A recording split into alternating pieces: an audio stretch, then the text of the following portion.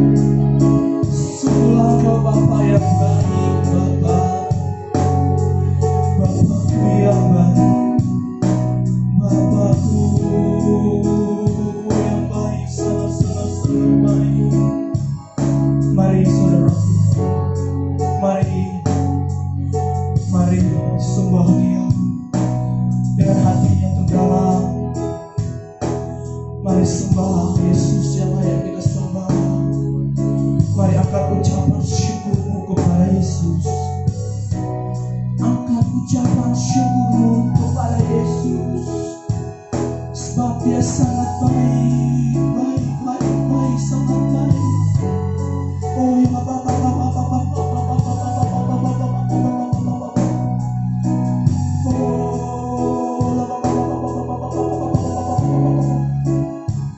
yes Lord, yes, yes, yes, yes, yes, yes, yes, yes, yes, yes, yes. Terima kasih, terima kasih. Kami yang berbeban berat, Tuhan, Kau ringankan Bapa. Oh ya kami haus, kami haus. Oh yes, terima kasih, terima kasih, terima kasih, Lord, terima kasih, terima kasih, terima kasih, terima kasih, terima kasih. Haleluya, sama jemaat berbangkit berdiri. Biarlah urapan daripada Roh Kudus dan Roh Kudus berhembus di tempat ini. Urapan-Mu Tuhan memenuhi setiap hati kami. Urapan-Mu Tuhan memenuhi setiap pribadi pas pribadi Bapa. Oh ya Bapa.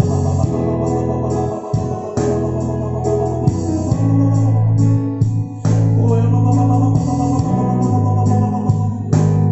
urapilah kami Tuhan. Urapilah kami Tuhan dengan minyak-Mu yang baru. Oh, urapi kami Tuhan. Ganti minyak yang lama dengan minyak yang baru bagi kami Tuhan Yesus. Penuhi kami dengan minyak yang baru setiap hari. Urapilah kami dengan minyak baru.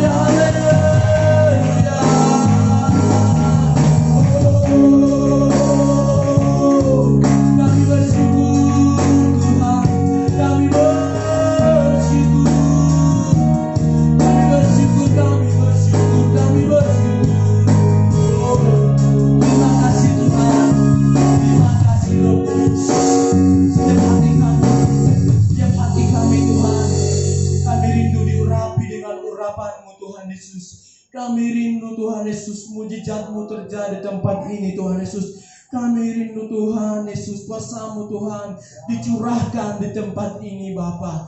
Kami nyatakan Tuhan Yesus, Engkau ada di tempat ini Tuhan Yesus. Terima kasih Bapa. Pada saat hari ini Tuhan Yesus, kami siap Tuhan untuk memuji dan memuliakan Engkau Tuhan Yesus. Terpujilah Engkau Tuhan, terpujilah Engkau Tuhan Yesus. Terima kasih Tuhan. Haleluya, haleluya. Umat Tuhan yang siap memuji nama Tuhan Yesus, yang saya katakan amin. Berikan mulai bagi Tuhan kita. Haleluya. Mari Bapak tangan saudara sama hari ini, minggu ini berkat Tuhan. Saya percaya minggu lalu saya lihat saudara, dan hari ini juga saya lihat saudara. Amin. Itu semua karena kasih Tuhan. Amin. Berikan mulai sekali lagi buat Tuhan kita. Haleluya. Kita siap memuji nama Tuhan. Amin. Kita percaya terpujilah nama Tuhan tempat ini saudaraku.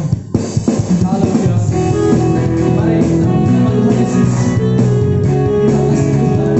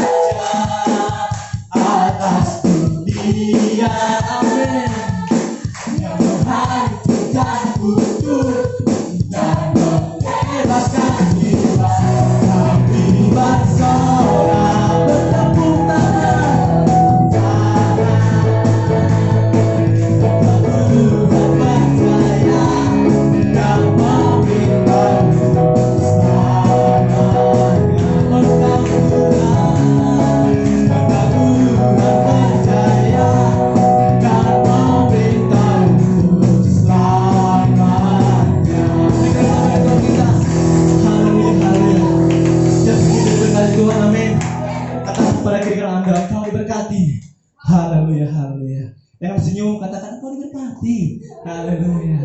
Haleluya. Kita mau lebih lagi bersorak-sorai bersama Tuhan. Amin. Haleluya. Haleluya.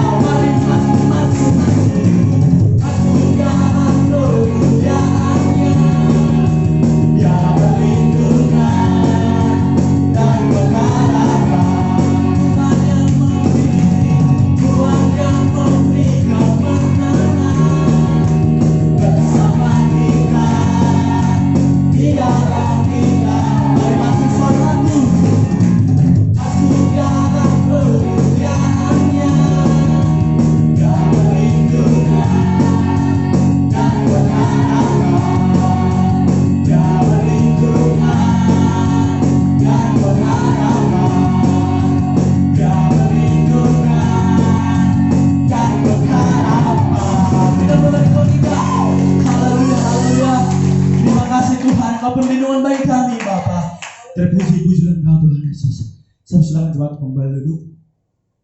Terima kasih Tuhan. Saat Engkau kemenangan, perlindungan bagi kami Tuhan. Kau bersama-sama dengan kami Tuhan Yesus. Haleluya. Terima kasih Tuhan. Di belasannya Tuhan Yesus kami akan mendengarkan kebenaran daripada firman-Mu Bapa. Pada mulanya firman. Firman itu bersama-sama dengan Allah. Dan firman itu adalah Allah. Kami percaya Tuhan Yesus, di mana ada firman, di situ Engkau berada Tuhan Yesus. Di mana firman diberitakan, di situ Engkau hadir Tuhan Yesus. Setiap hati kami yang mendengar, setiap hati kami Tuhan akan diperbaharui Tuhan Yesus. Sebab kami percaya Tuhan, bagi-Mu Tuhan tidak ada yang mustahil Bapa. Terima kasih Tuhan. Terima kasih Roh Kudus. Haleluya.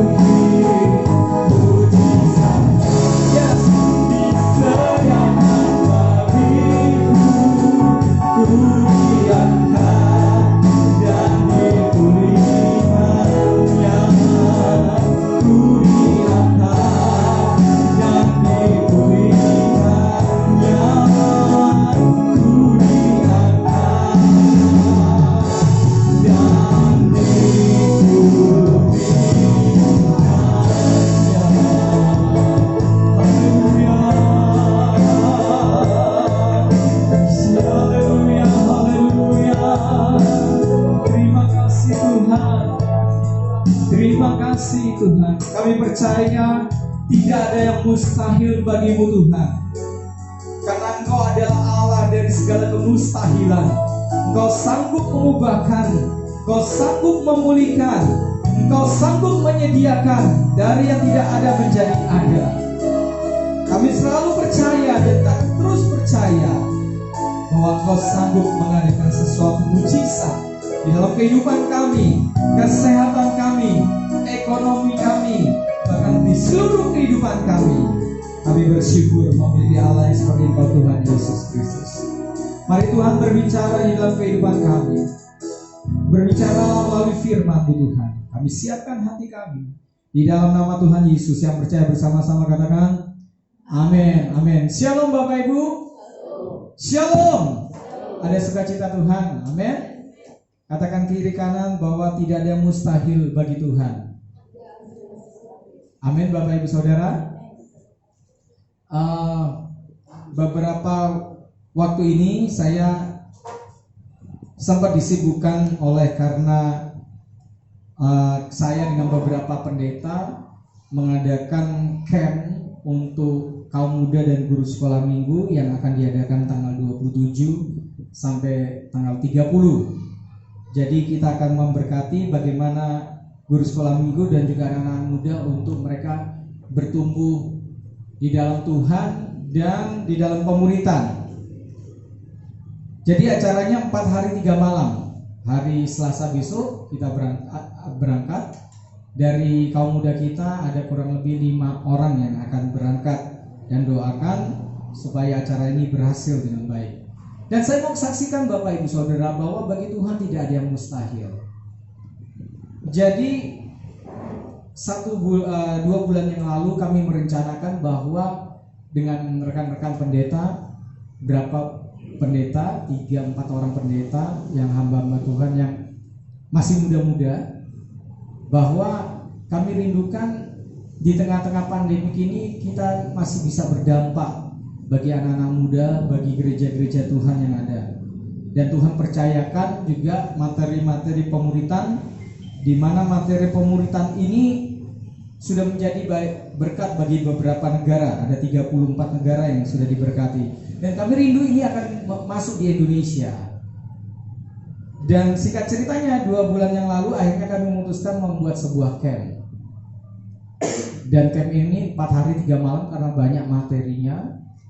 Dan kita tahu bahwa buat camp di tengah-tengah pandemi ini tidak mudah.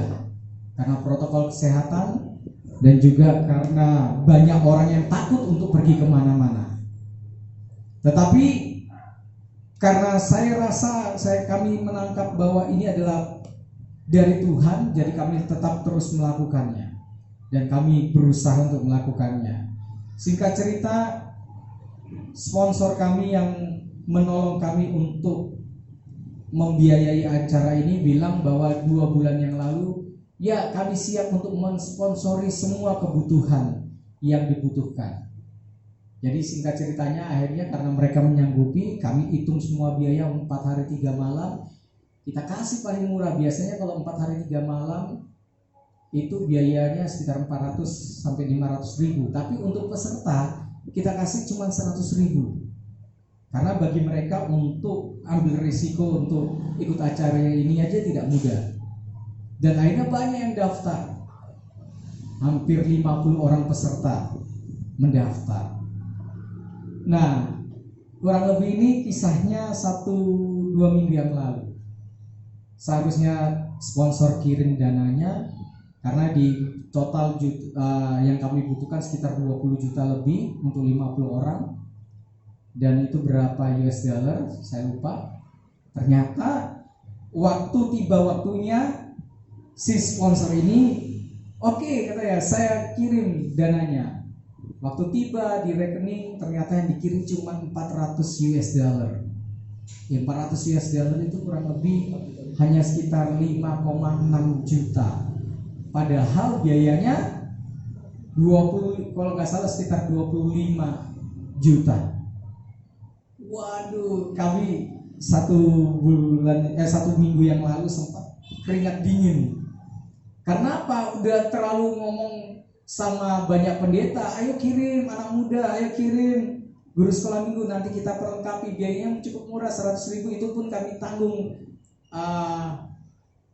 transportasinya dari Simpang Pos, nanti kita biayain transportasinya. Ternyata tiba 1 minggu waktu kita mau acara, sponsornya cuma kirim 400 US dollar yang dari Moldova. Itu nggak cukup, itu hanya 5 juta, berarti itu masih kurang lebih 80% lagi. Mereka hanya mendanai 20% saja. Sempat saya jantungan, tetapi saya percaya bahwa Tuhan kita adalah Tuhan pembuat mujizat. Amin.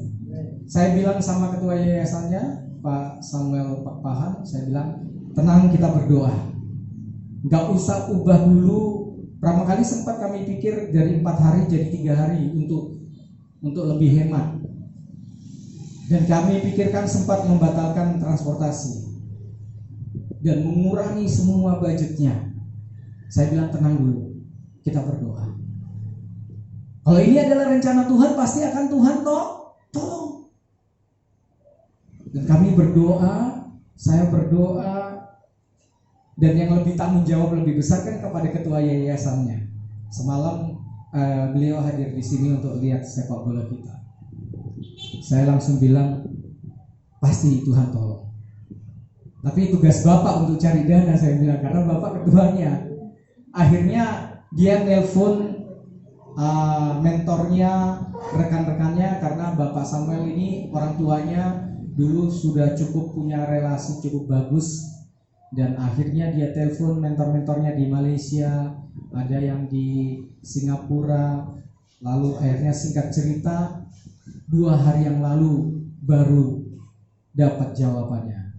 Ada yang kirim berapa ringgit, ada akhirnya 2 hari lalu lah baru deal. Saya bisa bernafas lega. Ternyata Tuhan cukupkan semua dananya. Ada dari Amerika yang kirim langsung $700, ya kurang lebih 9 hampir 10 juta kurs yang sekarang. Saya nggak tahu, Tuhan punya rencana yang luar biasa. Amin. Karena Tuhan kita itu Tuhan yang hidup. Dia tidak akan mempermalukan kita. Bagi Tuhan tidak ada yang mustahil. Kalau saya mau cerita di seluruh kehidupan kita, saya mau katakan ada banyak mujizat yang saya lihat dan saya rasakan. Mujizat keuangan, sakit disembuhkan, masalah-masalah. Saya percaya Tuhan itu adalah pembuat mujizat dan tidak ada yang mustahil bagi Dia. Amin. Katakan kiri kanan, tidak ada yang mustahil bagi Tuhan. Puji nama Tuhan. Firman Tuhan hari ini bukan mengenai mujizat, tapi kita tetap mengenai pemuridan. Saya hanya membagikan kesaksian. Dan doakan besok kami hari Selasa sampai hari Jumat saya tidak ada di tempat bersama keluarga kami di Sigolangit untuk memimpin acara ini. Baik, kita lanjut kepada ciri murid Kristus. Bapak Ibu, Tuhan tidak panggil kita menjadi anak Tuhan untuk main gereja-gerejaan. Tuhan gak panggil kita bertobat hanya untuk datang ke gereja memenuhi gedungnya. Tetapi Tuhan panggil kita untuk menjadi muridnya Tuhan. Beda antara jemaat dengan murid. Ya, kalau murid itu benar-benar mengikuti apa yang Tuhan contohkan. Tapi kalau hanya sekedar jemaat, dia hanya sekedar mengikuti saja, itu sama saja dengan supporter-supporter ataupun sama saja dengan orang yang sedang demo undang-undang cipta kerja, di mana ikut demo nggak tahu isinya apa, ikut demo hanya karena bayaran, ikut demo karena ikut-ikutan saja. Yang jelas, ya saya mendorong kita sebagai anak Tuhan jangan ikut demo yang tidak jelas. Saya bukan memperjuangkan nafsu pengusaha atau memperjuangkan siapa, tetapi kebenarannya adalah mari kita lakukan yang benar. Kalau Bapak Ibu tahu, teliti dulu isinya apa. Kalau itu benar, perjuangkan. Kalau tidak benar, ngapain kita perjuangkan? Ternyata itu hanya kendaraan politik orang lain. Jadi kita hanya ikut-ikutan saja. Apalagi yang diperkaya di semua ini adalah ketua-ketua serikat pekerja, serikat buruh, di mana mereka jadi kaya, buruhnya nggak kaya-kaya. Ya, yang paling kaya itu orang-orang dari pemimpin serikat buruh. Karena apa? Mereka dapat duit untuk bikin kerusuhan.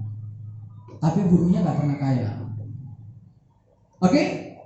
Jadi Tuhan mau kita menjadi seorang murid Kristus. Nah, lanjut. Minggu kemarin kita sudah masuk dalam persyaratan yang pertama, atau ciri murid Tuhan yang pertama, yaitu positive mental attitude. Yang kedua, kita akan bahas mengenai integrity atau integritas. Lanjut, faithful atau kesetiaan, available atau bersedia atau tersedia, submissive atau penundukan, T yang terakhir adalah teachable, mau diajar. Hari ini kita akan mengulas bagaimana kita menjadi murid Tuhan. Kita harus punya integritas. 2 minggu yang lalu kita membahas mengenai integritas, kepanjangan integritas, apa yang seharusnya dimiliki oleh murid Kristus. Hari ini lebih mendalam, apa itu integritas. Lanjut.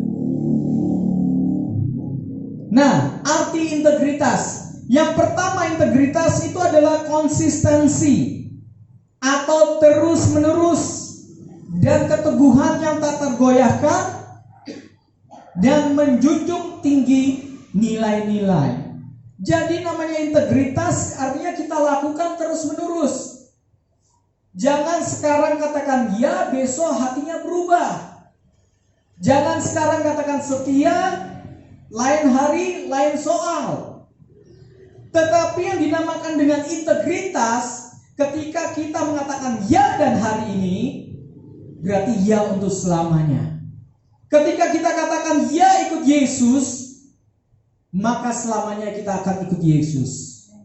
Amin, Bapak Ibu Saudara.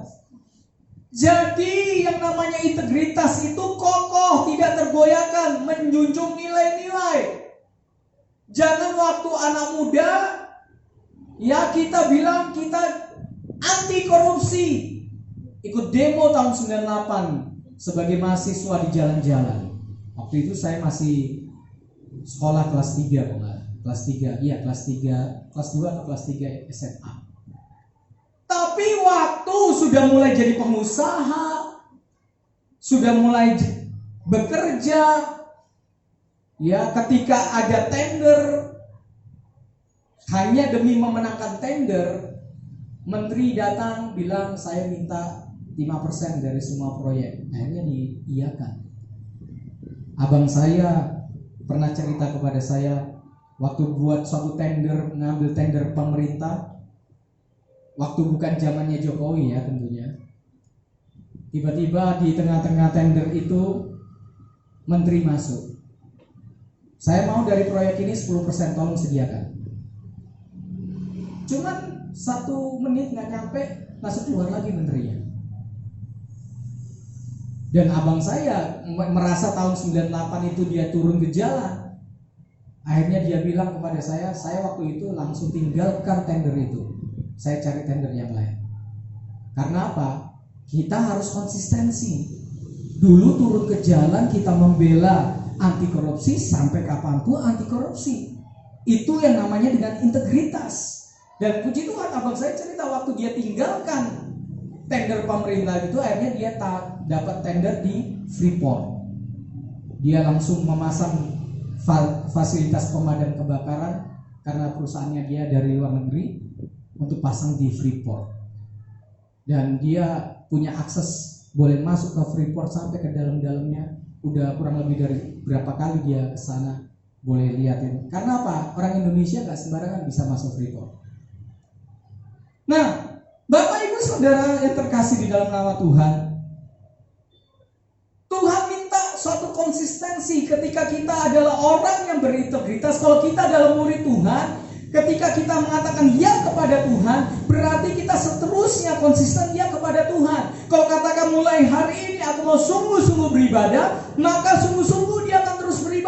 Kalau dia katakan bahwa mulai hari ini aku tinggalkan segala dosa, berarti mulai saja itu sampai selama-lamanya, sampai maut menjemput hidupnya, dia akan tinggalkan dosa yang dia sudah tinggalkan itu.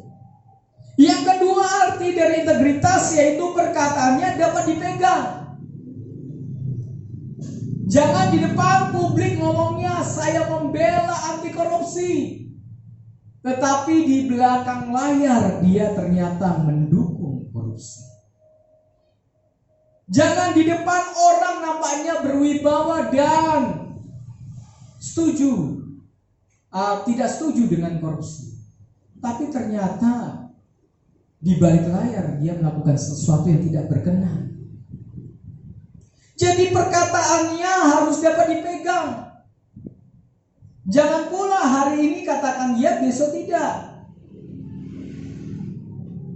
Yang berikutnya juga perkataan dipegang, maksudnya adalah apa yang dia katakan dia berusaha dengan kekuatannya sendiri, dengan apa yang dia bisa lakukan untuk melakukan apa yang dia katakan.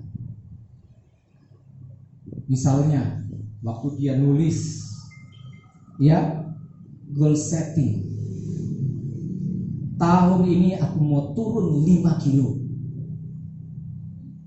Ya, bahkan diumumkan di depan komsel, saya mau turun 5 kilo berat badan, saya mau hidup sehat.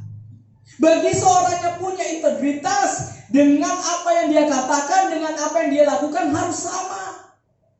Jangan dia katakan mulai tahun ini aku mau turun 5 kilo, tetapi hariannya dia tidak bisa membuktikan bahwa dia berusaha menurunkan berat badannya 5 kilo. Itu contoh yang sederhana Bapak Ibu Saudara. Tetapi yang namanya integritas tentunya lebih daripada itu. Bahwa omongan kita bisa dipegang, kita melakukan apa yang kita omongkan. Bukan hanya sekedar ngomong, tapi kita tidak bisa untuk melakukannya. Ketika kita membuat suatu tekad, mulai hari ini aku mau sungguh-sungguh melayani Tuhan, mulai hari ini aku mau berubah, lakukan. Berusaha untuk melakukan, beda antara berusaha untuk melakukan apa yang kita katakan atau melupakan apa yang kita katakan. Misalnya Bapak Ibu bilang awal tahun aku mau turun berat badan 5 kilo, tapi kesehariannya tidak berusaha sama sekali, itu tidak berintegritas. Tapi kalau Bapak Ibu bilang mau berat badan turun 5 kilo, sudah berusaha olahraga kayak gimana, udah berusaha nahan makan makanan yang menggoda, tapi berat badannya cuma turun bisa 3 kilo, itu masih termasuk integritas. Yang tidak integritas adalah mengatakan 5 kilo mau turun, tapi setiap hari Minggu maunya makan yang ada B-nya, entah B1, B2. Tetapi hari-hari maunya makanannya yang istimewa. Nggak pernah olahraga cuma sekali seminggu. Menurut dokter olahraga yang terbaik seminggu itu adalah minimal 2 kali. Nah, Tuhan mau kita berintegritas sehingga apa yang kita katakan itu bisa dipercayai. Jangan sampai kita mengatakan sesuatu yang akhirnya tidak bisa dipegang. Kalau kita berintegritas dapat dipercaya. Yang keempat adalah gambaran keseluruhan pribadi seseorang. Apa yang kita katakan itu menunjukkan siapa kita. Kalau kita ngomong sembarangan, berarti kehidupan kita adalah kehidupan sembarangan. Tetapi kalau kita katakan apa yang kita katakan itulah kita, maka kita adalah orang yang berintegritas. Amin Bapak Ibu Saudara. Ini kalau kita masuk di dalam arti masih. Lanjut. Sekarang kita lihat opposite-nya, lawan katanya. Next. Ya, yang satu BO, satunya bunglon wajahnya. Kebalikannya, opposite-nya dari integritas yaitu munafik. Apa yang kita katakan tidak sesuai. Kita tidak bisa menjadi apa yang kita katakan, atau kita bahkan bertolak belakang dari apa yang kita katakan. Maka kebalikannya, kita akan menjadi munafik atau kita kompromi. Bilang tidak kepada korupsi, tapi ternyata melakukan korupsi kecil-kecilan. Abu-abu atau bunglon, tidak jelas hidupnya. Kadang hitam, kadang putih. Kalau hari Minggu Roh Kudus, hari-hari biasa Roh Kuda. Masih mending daripada saya bilang Roh Kudus kan. Atau suam-suam kuku, kadang panas, kadang dingin. Kalau lagi diberkati oleh Tuhan, semangat datang ibadah. Ibadah masuk jam 9, jam 8 udah datang. Bersemangat. Tapi begitu lagi kantongnya tipis, jam 9 ibadah dan jam 10 baru datang. Itu bukanlah integritas. Itu adalah lawan katanya, Bapak Ibu Saudara. Waktu segala sesuatu diberkati oleh Tuhan, adalah mudah bagi kita untuk mengucap syukur. Tetapi pada saat susah, pada saat menderita, terkadang itu lebih menunjukkan siapa jati diri kita sesungguhnya. Kalau orang diberkati, orang menjadi kaya, orang menjadi diberkati, sukses, punya jabatan, itu bukan orang itu sesungguhnya. Itu kamuflase. Siapa dia sesungguhnya? Waktu dia sendirian, waktu dia nggak ada orang yang mendukung dia, waktu dia dalam keadaan ekonomi yang hancur-hancuran, pada saat dia rasanya dunia terbalik, itulah menunjukkan siapa kita. Amin, Bapak Ibu Saudara. Makanya Bapak Ibu, seringkali orang bisa bertanya gini, kenapa ya dalam kehidupan orang Kristen kok banyak susahnya daripada banyak senang? Karena Tuhan mau proses kita, menunjukkan siapa kita sebenarnya. Sampai kita menemukan siapa kita sebenarnya, akhirnya Tuhan bisa pulihkan kehidupan kita. Bagi Tuhan masalah berkat itu mudah. Saudara tahu cerita Ayub? Terkadang Tuhan kasih masalah-masalah seperti Ayub. Tapi tidak semua orang Kristen harus menjadi seperti Ayub dulu baru bisa menjadi orang Kristen sungguh-sungguh. Asalkan hatinya sungguh-sungguh dekat dengan Tuhan. Lanjut. Kita buka di dalam Matius 5 ayat 37. Matius 5 ayat 37. Ini adalah ayat mengenai integritas. Kalau saya diangkat jadi ketua KPK, mungkin ayat ini yang ada di depan kantor KPK. Kita baca sama-sama ya. Matius 5 ayat 37. 1, 2, 3. Jika iya, hendaklah kamu katakan iya. Jika tidak, hendaklah kamu katakan tidak. Apa yang lebih daripada itu berasal dari si jahat. Tuhan mau kita integritas. Kalau kita iya, ya iya. Tidak, tidak. Di tengah-tengahnya apa, Pak Pendeta? Itu daerah abu-abu. Itulah daerahnya si jahat. Makanya tugasnya iblis itu mengaburkan sesuatu yang sudah jelas oleh Tuhan. Contohnya apa? Waktu Hawa memandangi buah yang dilarang, dia membuat jadi abu-abu. Dengan apa? Kalau kamu makan itu, kamu akan menjadi seperti Tuhan. Sesuatu yang menyesatkan. Makanya hati-hati dengan yang abu-abu. Kalau iya, iya, kalau tidak, tidak. Bolehkah ini? Tidak. Ya sudah, tidak. Nggak ada solusi yang lainnya. Bahkan seharusnya hukum pun seperti itu. Kalau orang salah ya salah. Kalau orang ini benar, benar. Bukan orang yang salah akhirnya dikurangi masa hukumannya. Padahal sudah benar salah. Karena Tuhan katakan, kalau iya, iya, tidak, tidak. Kalau salah, ya salah. Makanya Bapak Ibu Saudara lanjut, integritas adalah kompas yang mengarahkan perilaku seseorang.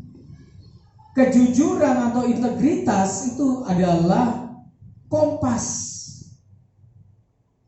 Kompas mengarahkan perilaku seseorang. Kalau orang punya integritas, perilakunya pasti baik. Entah dilihat orang atau tidak. Entah ada rewardnya atau tidak. Entah itu untung bagi dia atau tidak. Bukan asas manfaat. Makanya orang yang punya integritas, biasanya orang itu perilakunya benar. Dia pandai untuk melakukan, dia baik dalam bersikap yang benar. Bukan kadang-kadang dengan orang tertentu dia mengatakan A, dengan kelompok yang lain mengatakan Z. Itu cari hati, cari muka. Tapi kalau orang yang integritas, dia mengatakan A kepada kelompok A karena dia yakin kebenarannya A. Ketika ketemu dengan kelompok B, tetap juga A dia bilang. Karena apa? Kebenarannya A. Kadang banyak orang Indonesia waktu datang ke kelompok A dia ngomong A. Waktu datang ke kelompok B, dia ngomongnya Z, bertolak belakang atau cari hati. Di sini dia karena mau mengambil hati kelompok A, dia akhirnya mengikuti kebenaran kelompok A. Waktu kelompok B, dia mengikuti kebenaran yang lain. Itu bukan integritas. Makanya kalau orang yang punya integritas, dia punya kompas. Bagaimana dia bisa menentukan kebenaran? Dia tidak cari muka, cari keuntungan, tetapi dia mengatakan yang memang harus dia katakan. Amin. Jadi Bapak Ibu kalau ditraktir seseorang, misalnya nih, ditraktir makan saksang, diajaklah ke suatu restoran. Gimana saksangnya enak? Padahal saudara tahu lebih enak saksang buatan siapa? Mertua atau siapa? Dia ngomong sejujurnya. Kalau memang kurang enak, dia bilang kayaknya kurang garam gitu. Ya mungkin kita takut membuat orang lain tersinggung, tetapi jangan bilang, oh enak sekali nih, oh belum pernah aku makan saksang kayak gini. Padahal kita tahu nih, nggak mantap masakannya. Nah di sini salah satu latihan kita untuk berintegritas. Jangan hanya karena menyenangkan hati orang, kita berlidah dua. Harus kalau kita mau jujur ya kita ngomong. Wah ini saksangnya ya lumayan, tapi lebih enak masakannya si A. Jangan karena kita diundang di Partamyangan terus tuan rumah gimana masakanku? Wah dia udah capek ngerjain seharian masakannya, tapi ya bilang iya Inang maaf ya kayaknya di lidah saya kurang pas. Nggak apa-apa, terus terang aja. Oh iya gitu ya. Ya katakan sejujurnya, oh mungkin kurang garam Inang atau kurang ini. Daripada kita ngomong, oh enak ini, belum pernah aku makan seenak ini. Padahal Inang itu bilang, kok enak banget ya, padahal aku garam aku masukin satu, itu tumpah semua di situ. Atau aku lupa masukkan andalimannya, kok dibilang enak ya? Nah, kita harus berani berintegritas. Kita nggak bisa bermuka dua. Amin, Bapak Ibu Saudara. Kalau kita murid Kristus, terus Pak Pendeta bagaimana kalau kita berjualan atau berbisnis? Misalnya ada pelanggan tanya, ini berapa buahnya sekilo? 40.000. Terus mahal bang 40.000. 30.000 aja ya lah, ditawar kan? Ya kita jujur, bilang aja, oh 30.000 nggak bisa dapat.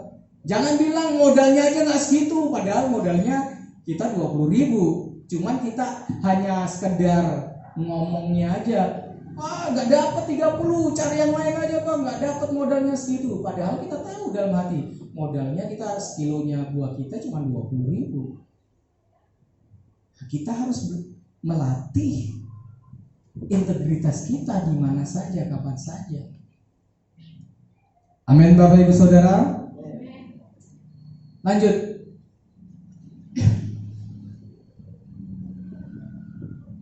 Nah, yang dimaksud dengan orang yang berkompromi, dia mau menjadi murid Tuhan, dia mau mengasihi Tuhan, mencintai Tuhan, tapi dia juga mencintai dunia ini.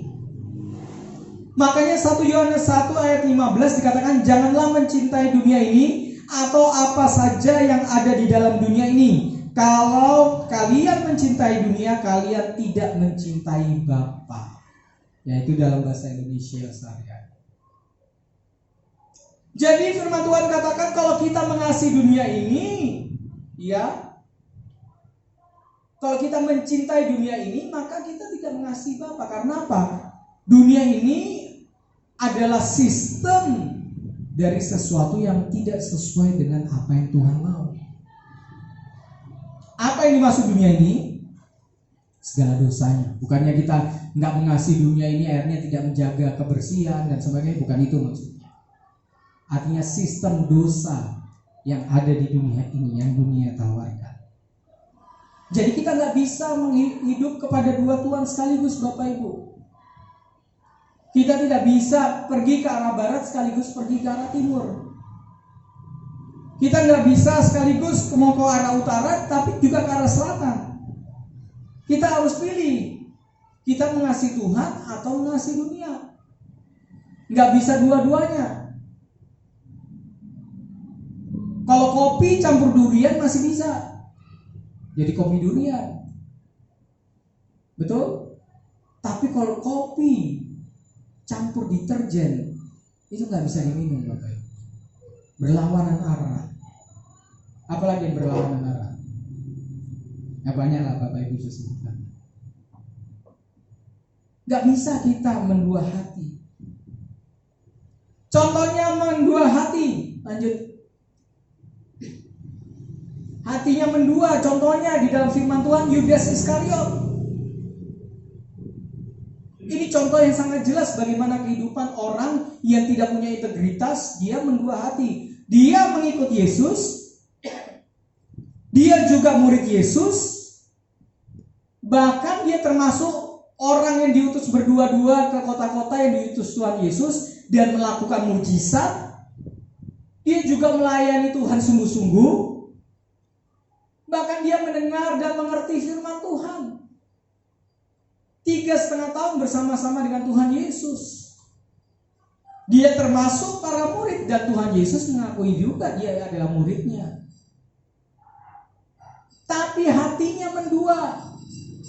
Tidak ada integritas di dalam kehidupannya. Lanjut, makanya di dalam Yohanes 12 ayat 6 dikatakan, hal itu dikatakannya bukan karena ia memperhatikan nasib orang-orang miskin, melainkan karena ia adalah seorang pencuri.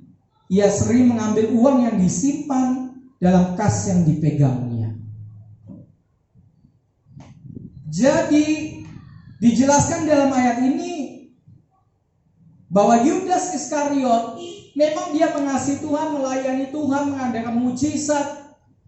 Dia belajar firman, tetapi ternyata hatinya mendua. Contohnya di dalam Yohanes 12 ini.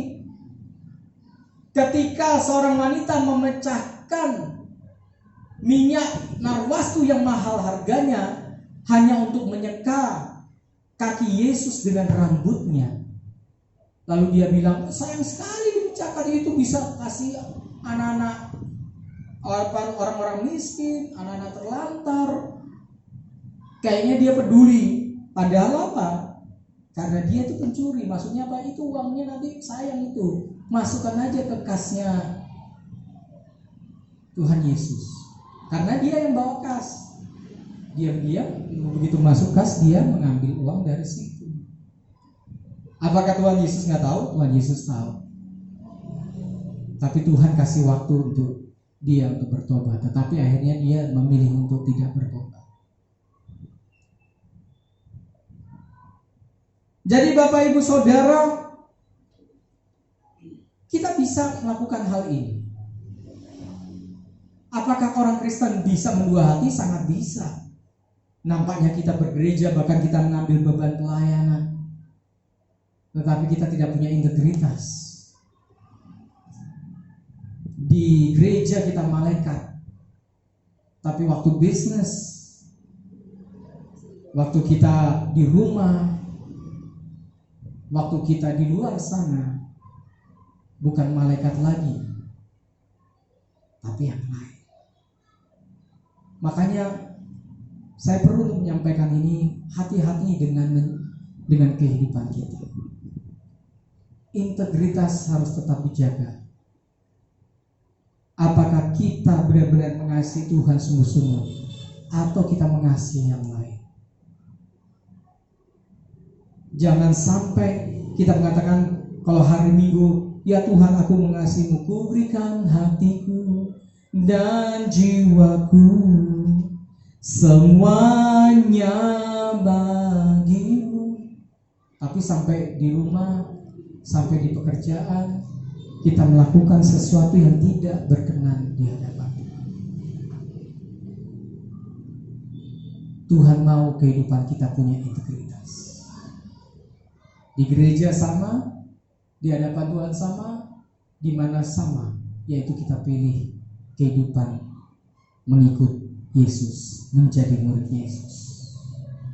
Artinya apa yang Yesus lakukan, apa yang Yesus katakan, bagaimana sikap Yesus, itulah kita. Jangan waktu ke gereja kita mirip Yesus,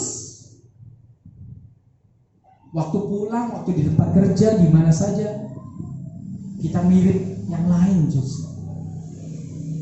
Tuhan mau kita berintegritas. Apa yang kita katakan sama, dan kita menjadi seperti apa yang kita katakan, dan kita tidak kompromi dengan dunia ini. Kita melakukan apa yang berkenan di hadapan Tuhan. Apakah bisa Pak Pendeta di dunia yang sekarang ini? Bisa. Kalau kita tidak mengandalkan kekuatan kita sendiri, tetapi kita mengandalkan pertolongan Tuhan. Entah apapun yang saudara kerjakan, saudara bisa menjadi murid Tuhan. Jangan andalkan kekuatan kita sendiri, kita nggak mampu. Andalkan Tuhan, pasti bisa. Matius 15 ayat 19. Saya tampilkan. Dikatakan karena dari hati timbul segala pikiran jahat, pembunuhan, persinahan, percabulan, pencurian, sumpah palsu, dan hujat. Dari hati. Makanya di dalam Amsal 4 ayat 23, jagalah hatimu dengan segala kewaspadaan, karena dari hatimu terpancar kehidupan. Kita harus jaga hati kita, karena hati kita bisa muncul pikiran jahat. Makanya kita harus jaga supaya kita tetap berintegritas di hadapannya. 1 Korintus 6 ayat 10 bahasa Indonesia sehari-hari. Pencuri, orang kikir, pemabuk, pemfitnah, dan penipu tidak akan mendapat bagian dalam kerajaan Allah. Itu sangat jelas. Tuhan tidak akan membiarkan satu orang pun yang tidak berkenan itu masuk dalam kerajaan. Oleh karena itu Bapak Ibu, hari ini kita belajar nilai bagaimana kita menjadi murid Tuhan. Miliki integritas. Tidak berintegritas, tidak ada bagian dalam kerajaan Allah.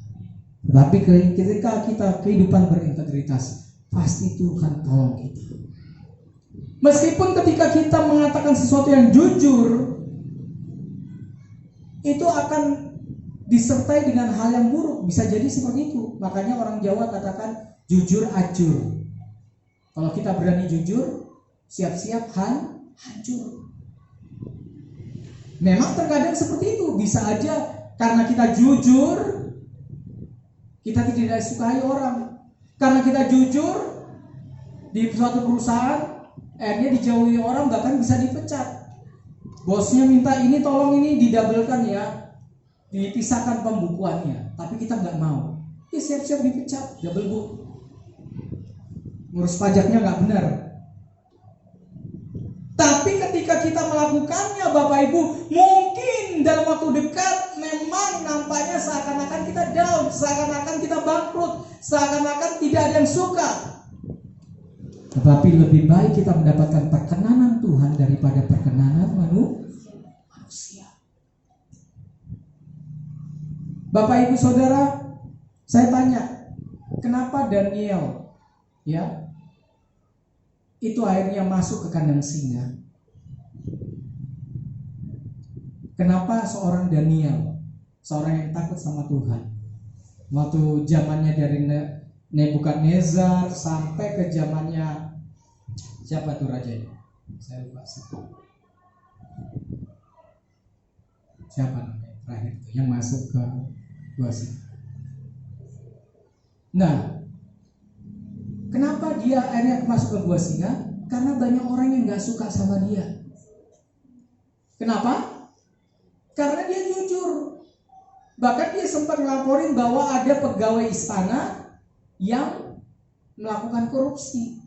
Uang pajak disimpan untuk pribadi. Makanya banyak orang jujur nggak disukai orang. Memang seakan-akan nampaknya seorang Daniel akhirnya gara-gara kejujurannya, karena gara integritasnya, dia harus masuk ke gua singa. Terkadang pengalaman yang sama bisa kita alami karena kita mau jujur, kita nggak disukai orang. Karena kita jujur, kita disalah mengerti orang. Karena kita mau jujur, perusahaan kita nggak berkembang. Karena kita mau jujur, bisnis kita untungnya sedikit-sedikit, nggak bisa banyak. Tapi percayalah, lebih baik perkenanan Tuhan daripada perkenanan manusia. Singkat ceritanya apa? Daniel harus ke gua singa, tapi selewat dia dari gua singa, Tuhan bawa dia, mengangkat dia tinggi. Seorang Yusuf harus masuk penjara karena dia jujur, tapi karena kejujurannya itu menyelamatkan dia, bahkan menjadi seorang perdana menteri. Bapak Ibu, memang ini bukan sesuatu yang disukai zaman sekarang. Waktu saya membagikan hal ini, saya percaya di antara Bapak Ibu juga mungkin ada yang gak setuju bahwa kita harus hidup jujur. Tetapi saya harus tetap mengatakannya. Di tengah-tengah bangsa yang sukar untuk berkata jujur, di tengah-tengah bangsa yang tidak menghargai integritas, saya harus mengatakan, untuk menjadi murid Tuhan, kita harus berintegritas. Kita harus berani jujur, meskipun jujur itu hancur. Tapi kehancurannya membawa kemenangan bagi kita. Karena saya katakan Bapak Ibu bahwa hidup itu hanya sekali. Kalau nampaknya hidup kita ini hancur, tetapi kehidupan sesungguhnya bukan yang kita hidupi 70 tahun di dunia ini. Kehidupan sesungguhnya itu adalah kehidupan yang kekal. Entah 100.000 tahun, entah 1 juta tahun, kita tidak tahu. Tapi ditentukan dengan apa yang kita lakukan hari ini. Kalau kita tidak jujur, kita tidak masuk bagian dari kehidupan kekal. Tapi kita hargai hidup kita yang hanya sekali ini. Berani jujur meski hancur. Tapi Tuhan angkat kita lebih daripada apa yang kita pikirkan sebelumnya. Amin Bapak Ibu Saudara. Makanya Bapak Ibu, ya sempat Ahok dibilang Danielnya Indonesia, tapi dalam satu hal dia memang ada kelemahan. Dia juga manusia. Tetapi kita lihat bahwa selalu ada pertolongan dan pembelaan Tuhan juga. Sekarang dia jadi korutnya, komisaris utamanya di Pertamina. Dia juga punya dampak yang luar biasa di sana dan sebagainya. Saya percaya Bapak Ibu, kalau kita jujur, kita berintegritas, pasti ada pertolongan daripada Tuhan. Kalau kita berani untuk membela yang benar, kalau kita berani untuk berkata sesuai apa yang Tuhan mau dalam kehidupan kita, kalau kita berani melakukan apa yang kita ucapkan ketika kita ucapkan itu sesuai dengan kehendak Tuhan, dan tidak kompromi dengan dunia ini, pembelaan bukan datang dari kiri kanan, tapi pembelaan itu datang dari yang di atas. Amin Bapak Ibu Saudara. Saya percaya Tuhan pasti akan menolong kita. Kesimpulannya Bapak Ibu, pengharapan kepada Kristus dan melakukan firman Tuhan adalah integritas hidup seorang murid. Sekali lagi, pengharapan kita kepada Kristus dan melakukan firman Tuhan itu adalah integritas hidup seorang murid. Kalau kita mau menjadi seorang murid Kristus, kita berintegritas. Caranya apa? Berharap sama Tuhan. Jangan berharap orang sekeliling. Berharaplah lihat pada Tuhan. Yang kedua apa? Lakukan saja kebenaran firman Tuhan. Pembelaan datangnya daripada Tuhan. Sebagai penutup kita baca bersama-sama di dalam Ibrani 12 ayat 9 sampai 20. Ibrani 12 ayat 9 sampai 20. Kita buka semua, kita akan baca bersama-sama. Ibrani 12 ayat 9 sampai 20. Kita baca bergantian, saya yang ganjil, Bapak Ibu yang genap. Ibrani 12 ayat 9 sampai 20. Yang sudah dapat buka Alkitabnya katakan haleluya. Oke, mulai dari saya, kemudian Bapak Ibu. Selanjutnya dari ayat kita yang sebenarnya kita beroleh ganjaran dan mereka kita hormati. Kalau demikian, bukankah kita harus lebih taat kepada Bapa segala roh supaya kita beroleh hidup? 10. Sebab mereka mendidik kita dalam waktu yang pendek sesuai dengan apa yang mereka baik. Tapi Dia mengajar kita kebenaran kita supaya kita beroleh bagian dalam kekudusannya. Memang tiap-tiap ganjaran pada waktu ia diberikan tidak mendatangkan sukacita, tetapi duka cita. Tetapi kemudian ia menghasilkan buah kebenaran yang memberikan damai kepada mereka yang dilatih olehnya. 12. Sebab itu kuatlah tangan yang lemah dan lutut yang goyah. Dan luruskanlah jalan bagi kakimu, sehingga yang pincang jangan terpelecok, tetapi menjadi sembuh. 14. Berusaha kamu dengan semua orang dan kejarlah kekudusan.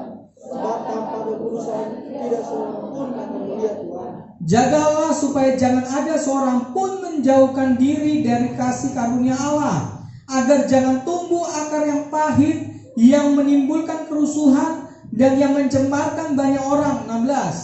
Janganlah ada orang yang menjadi cabul atau yang punya nafsu yang rendah seperti Esau, yang menjual hak seluruhnya untuk piring.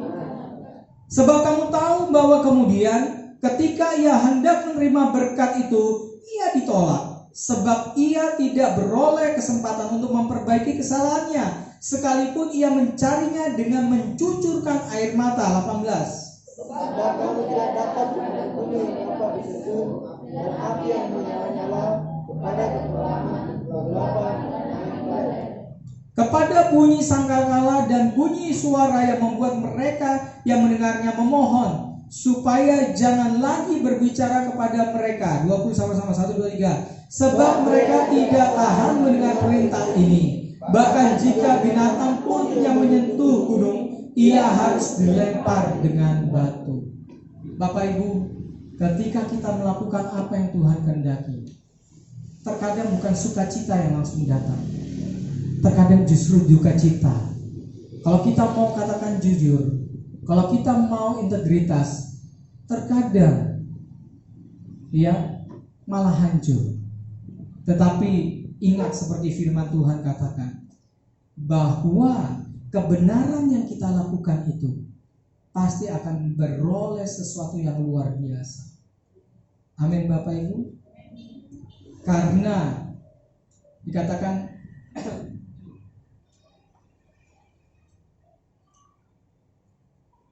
ayat 11 dikatakan, memang tiap-tiap ganjaran pada waktu ia diberikan tidak mendatangkan sukacita tetapi duka cita. Tetapi kemudian ia menghasilkan buah kebenaran yang memberikan damai kepada mereka yang dilatih olehnya. Siapkah kita dilatih oleh Roh Tuhan? Siapkah kita dibentuk oleh Roh Tuhan? Lakukan apa yang benar. Hiduplah penuh dengan kejujuran, integritas.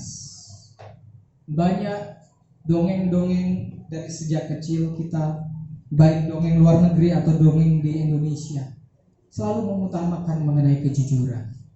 Orang yang jujur mungkin hidupnya susah. Orang yang jujur tapi pasti suatu hari menjadi berkat, ataupun setidak-tidaknya dia menjadi teladan. Ada seorang polisi yang jujur, saya lupa namanya, beberapa waktu yang lalu saya baca artikel. Polisi ini, dia adalah ketua polisi Indonesia sekitar tahun 60-an. Dia jujur, bahkan dia tidak punya kendaraan mobil, padahal dia waktu itu sekarang adalah seperti panglimanya polisi, yang nomor satunya polisi di Indonesia. Saya lupa siapa namanya. 3 hari yang lalu saya baca artikel.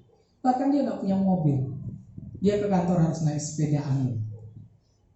Tapi akhirnya itu menjadi teladan yang luar biasa bagi banyak orang. Mungkin kita nggak dihargai orang, mungkin kita nggak dinilai dengan rupiah, tapi mata Tuhan dari atas melihat kita. Itu cukup bagi kita. Itu cukup untuk menolong kita. Itu cukup bahkan untuk generasi kita. Lebih baik kita agak susah. Suatu hari pasti Tuhan akan tolong. Suatu hari anak-anak kita, keturunan kita pasti akan bangga bahwa kita adalah keturunan orang yang hormat akan Tuhan, orang yang berintegritas, bukan seorang korupsi, bukan seorang pembohong. Amin Bapak Ibu Saudara. Dan yang lebih luar biasanya lagi, waktu kita pulang ke surga, kita disambut oleh Tuhan. Sabaslah hambaku, karena engkau sudah mengerjakan yang terbaik, walaupun hidupmu susah. Sekarang nikmatilah segala hal di dalam rumah Bapakku yang kekal. Amin Bapak Ibu Saudara. Jadi orang jujur tidak mudah, tapi menjadi orang jujur pasti ada upah yang menanti kita. Kalau kita tidak terima itu di bumi, pasti kita akan terima di surga.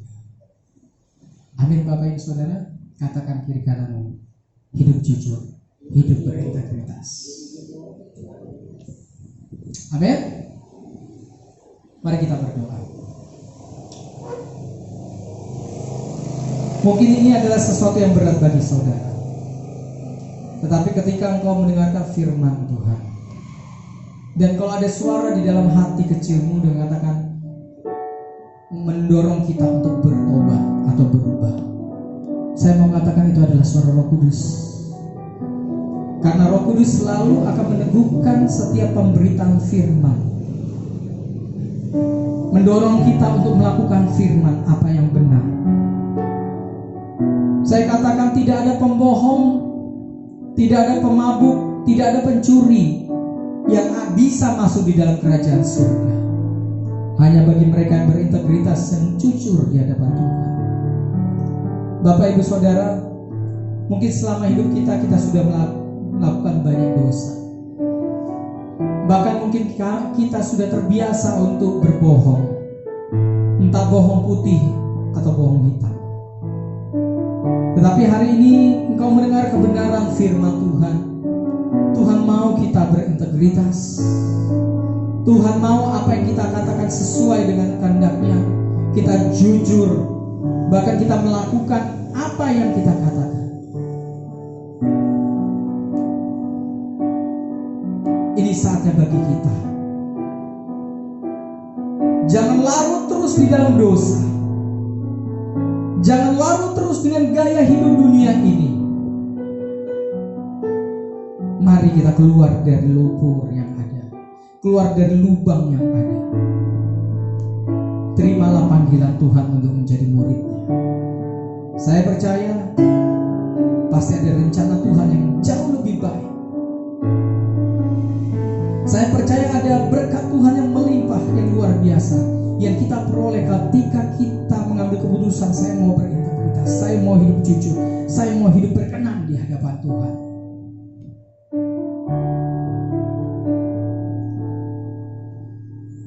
Kalau saudara mengatakan dalam hati, ya Tuhan, saya mau berubah hari ini, Tuhan tolong saya tahu saya tidak sanggup untuk berubah, tapi kau berseru kepada Tuhan, Tuhan ubahkan kehidupan.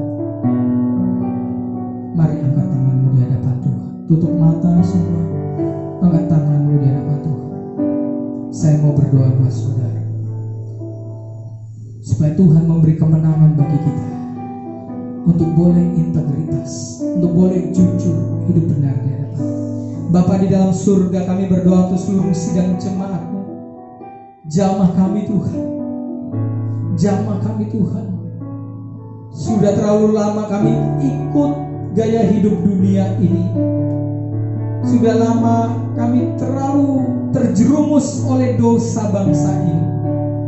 Tuhan tolong kami, mampukan kami supaya kami boleh berintegritas. Kami bisa menjaga lidah bibir kami bisa mengatakannya jujur, yang benar, yang sesuai dengan kehendak-Mu. Bahkan kami melakukan apa yang kami katakan. Kami berdoa di dalam nama Yesus. Tuhan. Karena kami percaya walaupun mungkin jalan yang kami ambil itu seperti jalan yang sempit, tapi kami percaya ujung jalan ini adalah berkat, damai sejahtera dan keselamatan. Tuhan tolong kami, Roh Kudus tolong kami. Kami berdoa untuk seluruh sidang jemaat Tuhan. Tuhan tolong kami semua di dalam nama Yesus. Di tengah-tengah masalah ekonomi, masalah kesehatan, pandemik, masalah kehidupan, apapun, Tuhan tolong kami. Kami percaya bahwa Engkau adalah Allah dari segala kemustahilan. Tuhan sanggup mengadakan mujizat, dan Tuhan pasti tolong kami. Terima kasih Tuhan, terima kasih. Terima kasih untuk kebenaran firman. Terima kasih Tuhan Yesus. Jamah kami, ubah kami. Di dalam nama Tuhan Yesus saya berdoa. Amin, amin, amin. Puji nama Tuhan, puji nama. Saya serahkan kepada pemimpin pujian Tuhan.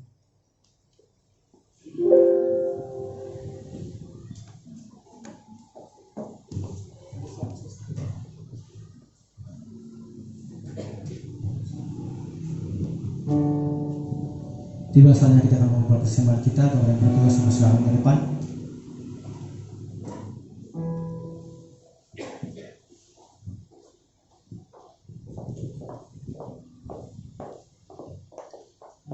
Mari kita sama berdoa.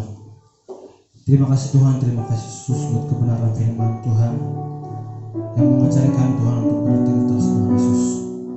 Dan kami percaya Tuhan Yesus, Engkau Tuhan yang terus Tuhan dalam kehidupan kami, mengajari kami, mengarahkan kami supaya kami layak disebut sebagai murid-Mu Tuhan. Dan hari ini Tuhan Yesus, kami mau memberikan Tuhan apa yang ada pada kami Tuhan pada saat hari ini Tuhan Yesus. Dan kami percaya Tuhan, Engkau Tuhan yang berkat Tuhan 30, 60 sampai 100 lipat kali ganda berkat-berkat yang Engkau berikan kepada kami Tuhan Yesus. Bapa, kami siap Tuhan untuk memberikan kepada